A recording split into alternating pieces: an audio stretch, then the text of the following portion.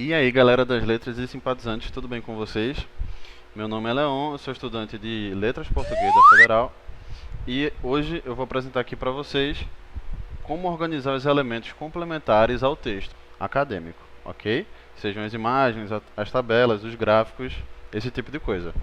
Mas antes da gente começar mesmo, eu vou pedir para você se inscrever aqui no canal, porque a maioria das pessoas que assistem os nossos vídeos não são inscritas. Então, entra aqui no seleto grupo de seguidores, beleza? Seja essa pessoa especial e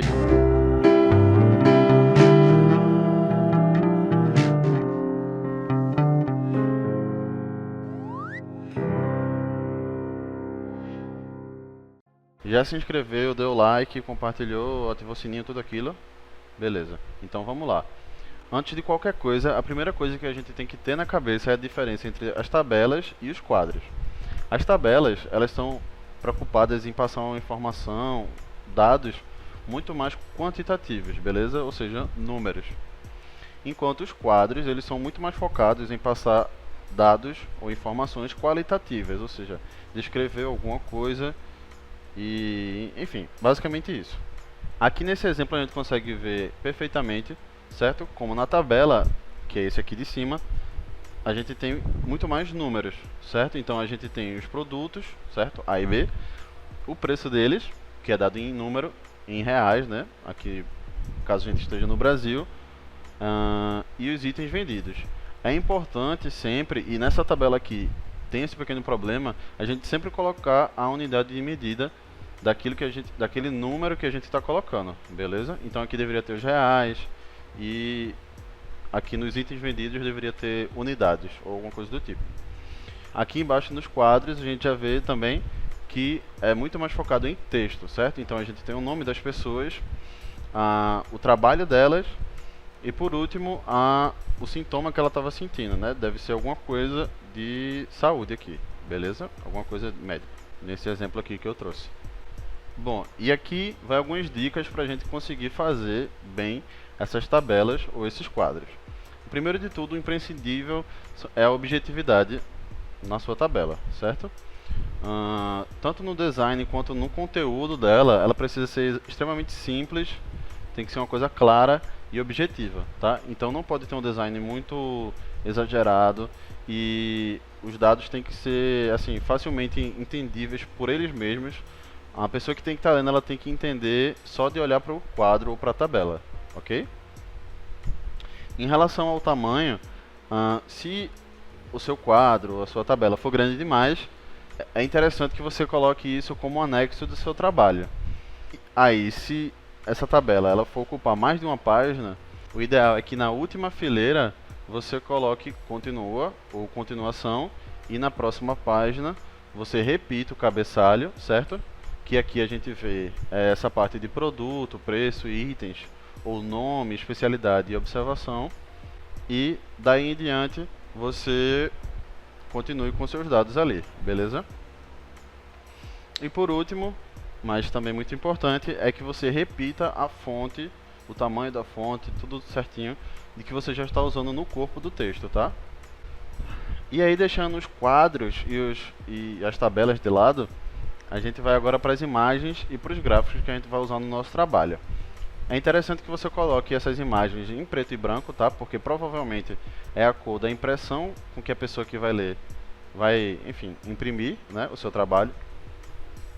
E é interessante também ressaltar que os gráficos, eles se dividem em três tipos, tá? E a gente vai ver eles aqui agora rapidinho.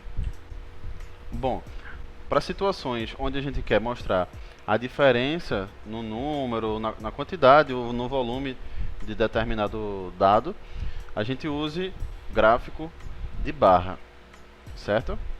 Aqui no exemplo a gente consegue ver a diferença entre os números de turistas que vêm para o Brasil de diferentes lugares. A gente serve isso para comparar, beleza? Quando a gente quer entender os dados através de um tempo, a gente usa o gráfico de linha, certo?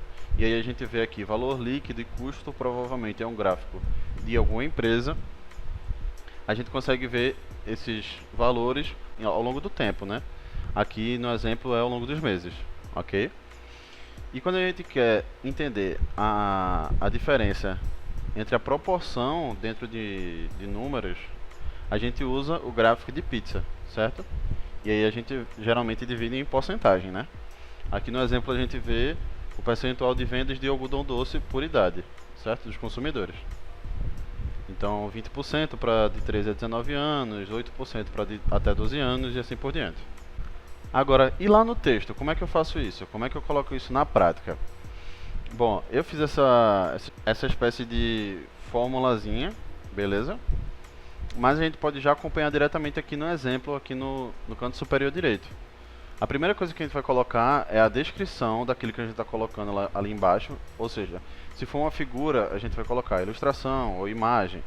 Se a gente for colocar uma tabela, a gente coloca a tabela. Se for colocar quadro, coloca quadro. E assim por diante, beleza?